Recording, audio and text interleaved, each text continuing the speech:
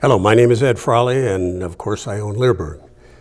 This is a really good question that we got into our Ask Cindy portal on the front of Leerburg, and you don't have to be a customer of Leerburg. My wife answers them every day, but this is a unique question because it's about a canine handler that has been a canine handler for 3 months, and he's been bitten by his dog 6 times. And he wanted to know whether this was something that could be fixed. And I'm going to read the question, and then I'm going to talk about it because it's a topic that's kind of close to my heart. I have a soft spot in my heart for police canine handlers. I did it for 10 years myself. I bred police service dogs for 35 years, and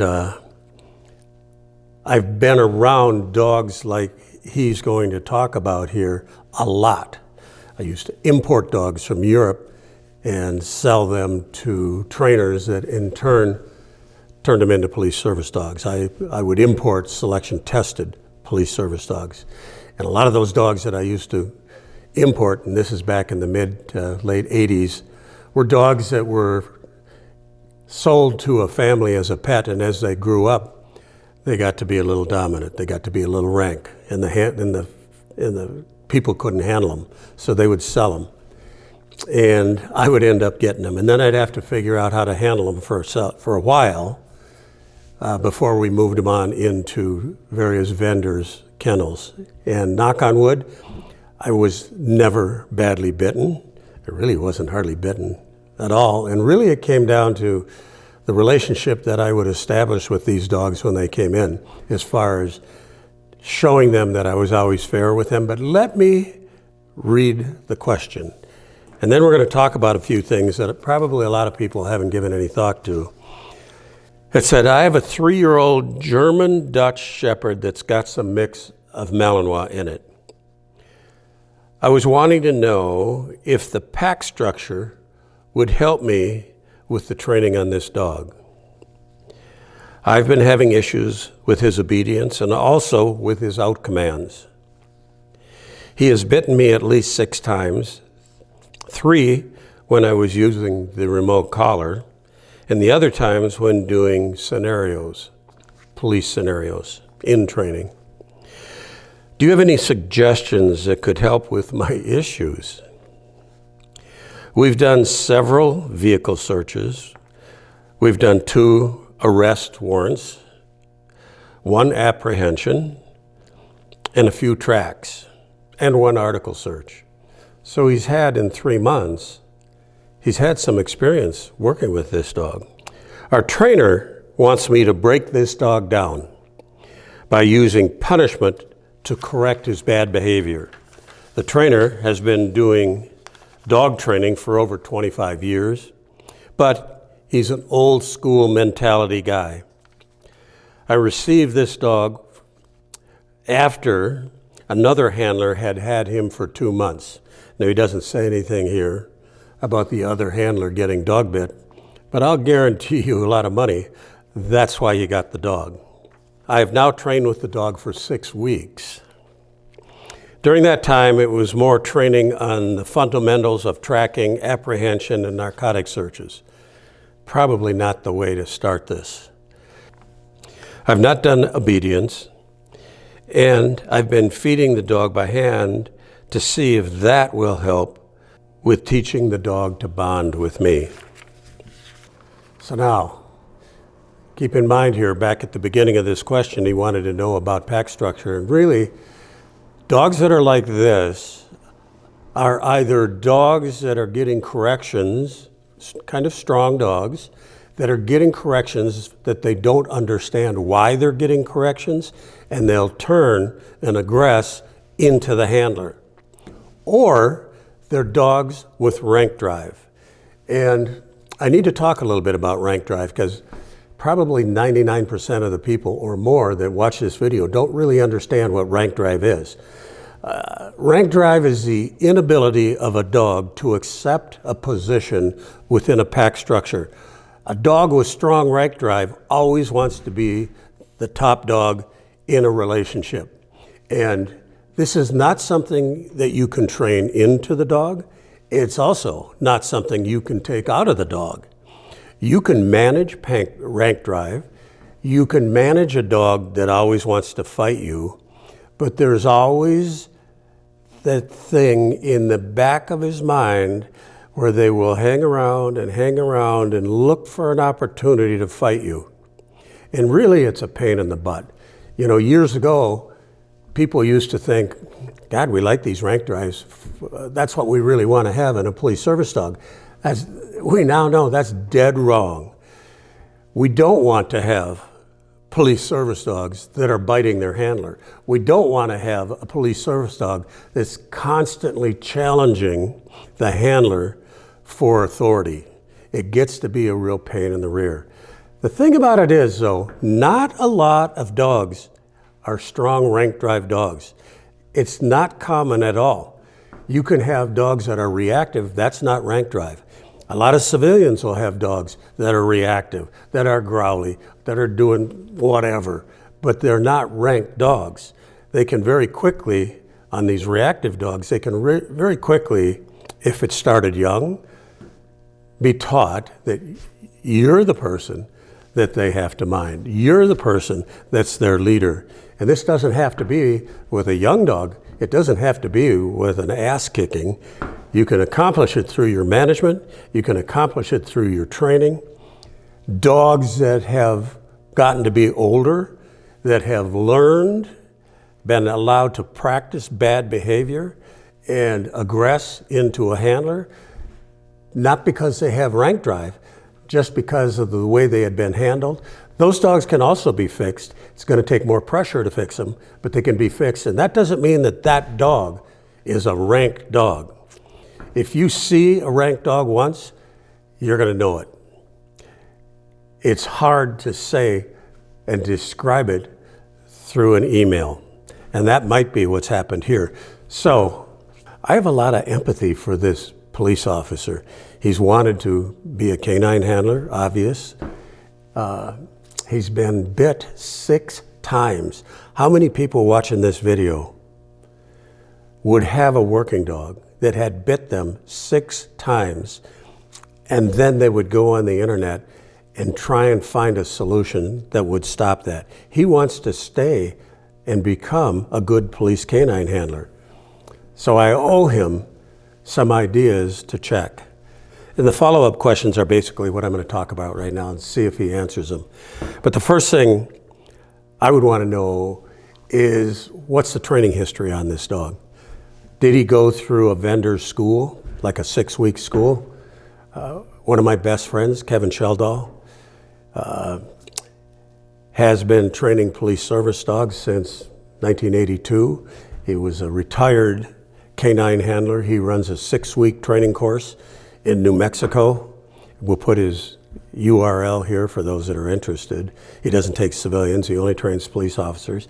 Right now, I think he's on his 70th or 71st 6-week course, and each course has 10 to 20 handlers, so do the math on that. And he supplies the dogs to these departments that send new handlers in there.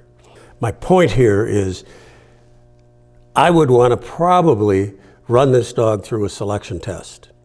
And it has to be done, not by this guy that's got 25 years of experience and has his head stuck in a hole and doesn't know what reward-based training is and doesn't know how to develop a relationship with the dog. The only thing this guy knows is put a lot of pressure on the dog and make him give up.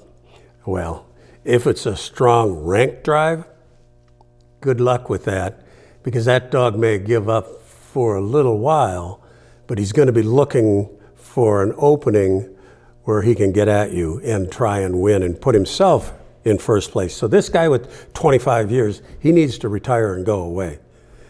Because I think if he's telling this officer this now, it's too late for him too. It's just a bad situation. So I would want to know what the training history is on this dog. Who trained him? How long was he in training? I would like to know what he did with this other handler that had him for 2 months. I would like to know a little bit more about the bite history. What exactly triggered this dog to turn and bite the handler during these times?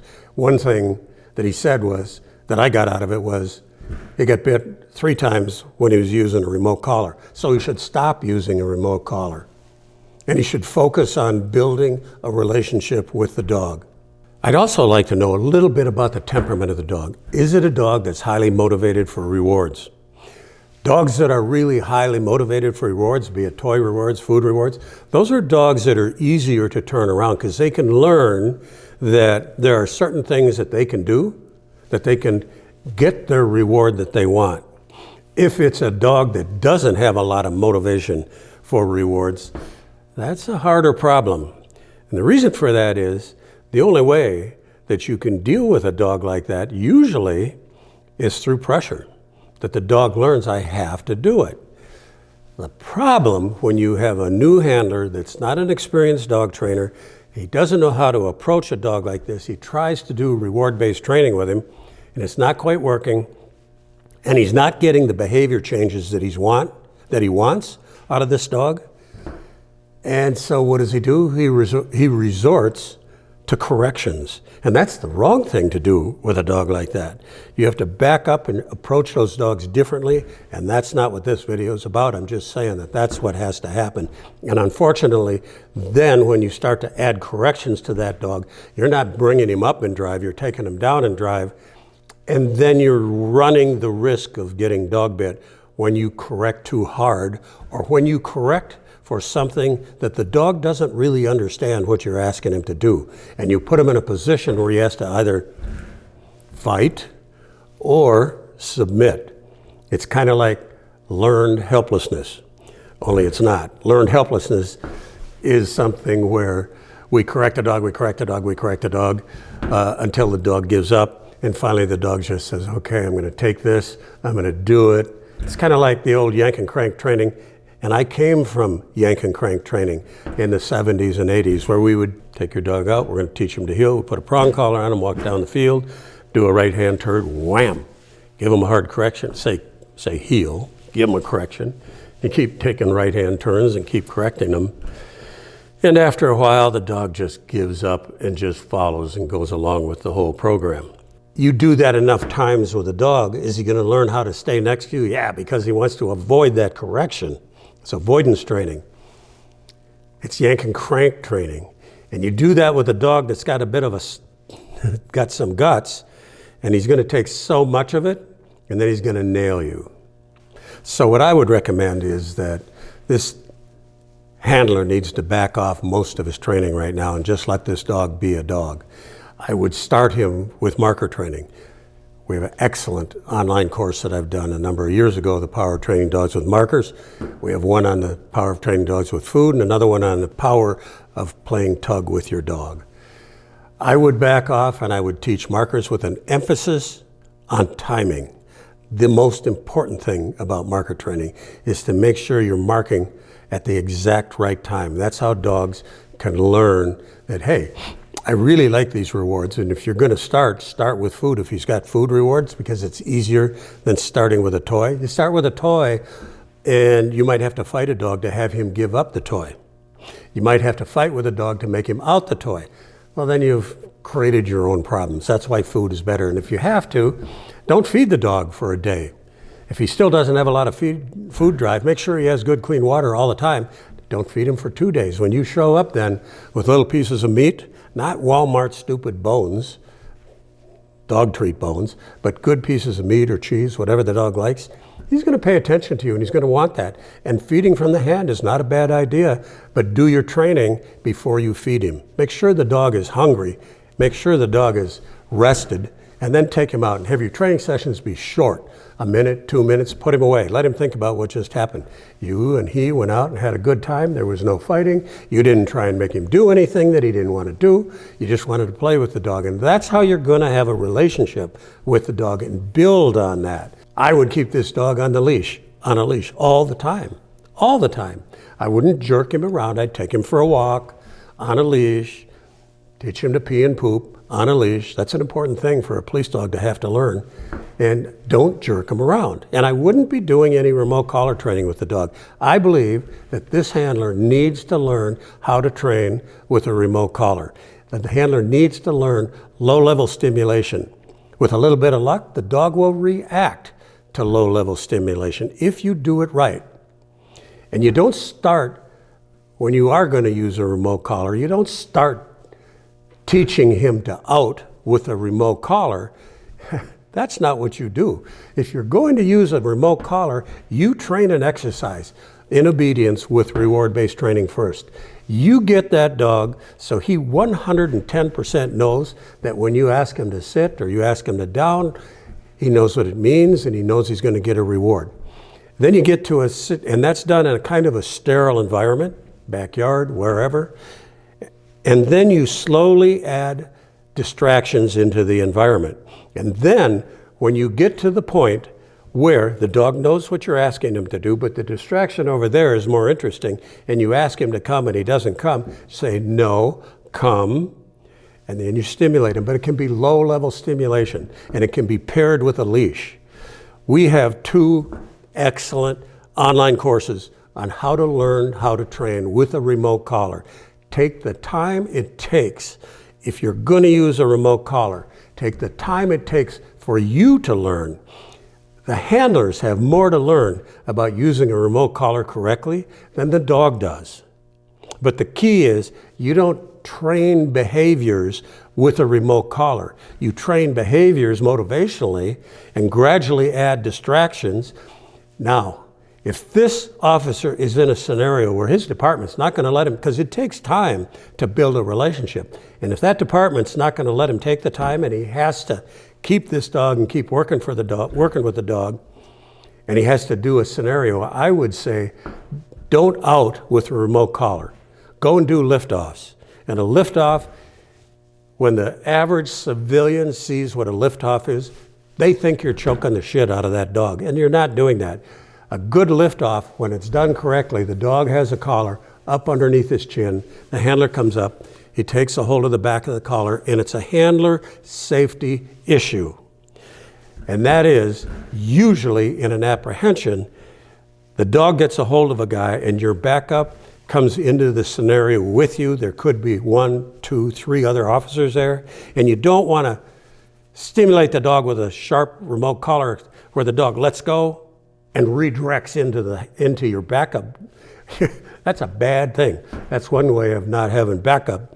But if you do a liftoff, it's a handler safety thing where you go in, you pick him up, and you put pressure on the collar right here, and it creates a gag reflex. And any civilian that badmouths this doesn't understand law enforcement. He doesn't understand working police dogs. But I'm going to put a video in here to show what a gag reflex looks like. And I'm going to do a video probably, I have to think about this. I know I'm going to put it in our police course because a lot of times officers don't know how to do it correctly. But we're going to show you here how it looks and how easy. And you take it and the dog lets go and you pull your dog away. You get him away from the suspect, and more importantly, you get him away from your other handlers so there's not an accidental bite. And you get him away until he calms down, then take the leash, and you have control of your dog. And at that point, the dog is probably, hopefully, has calmed down enough so that he's not going to turn and aggress into you. But if you do this wrong, and you're going to use high-level stimulation, and you walk up next to that dog and he's biting somebody, and this is often going to happen in scenario training, and you walk up next to this dog and he's biting on the decoy and you say out and he doesn't out, that dog's going to let go and bite him. And that's what I think happened 3 times in a row with this dog. So that's an important point too. So just a quick review here, and then I'll close this out, and that is, I would probably start this dog on marker training. I would teach this dog that there is a way that he can get rewards. I would take the time it takes to do it. I wouldn't put a lot of pressure on the dog during any part of this. I wouldn't be doing, I'd be very careful about how I handle obedience. And this is another point too, because police canine obedience is not competition obedience like we see in some of the biting dog sports. Police canine obedience is just being able to get control of your dog.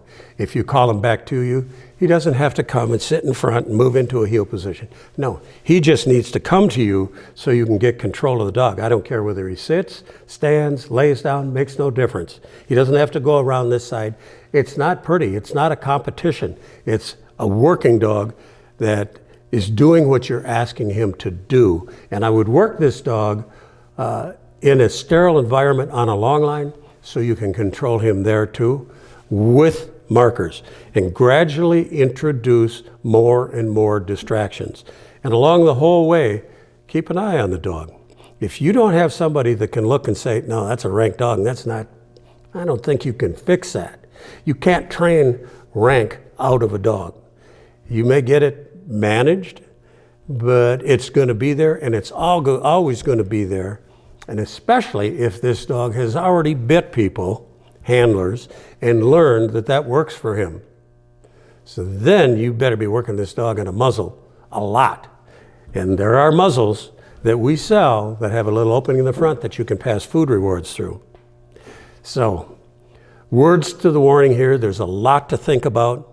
It's hard. You can't answer all the questions through an email. You can't answer all the questions that are needed to be answered here by dreaming up what you think is going on. You need to really know what's going on. So I'm going to close this out here. There's a lot to think about, but once again, I have a lot of respect for this handler that wants to make it work. As I said, how many people would be willing to take 6 bites from a police service dog, your own police service dog, and still be trying to fix the problem? This may be a dog that shouldn't be a police service dog. And then it's an issue between the department and the vendor where he got it. So that's closing out this scenario. We're going to put some links here at the end of this video on some of the courses I would recommend that this officer consider and get as much training as he can.